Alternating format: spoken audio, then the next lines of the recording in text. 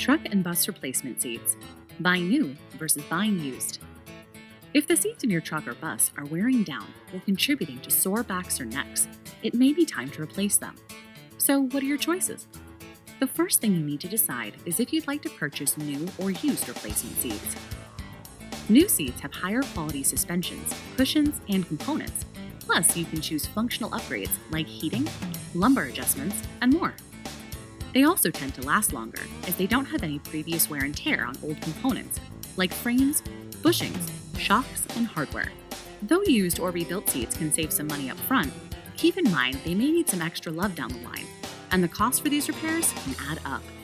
Lastly, used and refurbished seats could include potential defects, especially if they came from a vehicle damaged in an accident, which impacts the number one most important thing: safety.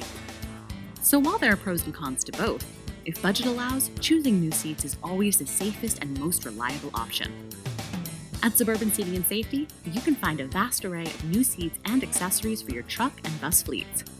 Browse our inventory online at suburbanseats.com or call 844-727-7328 today.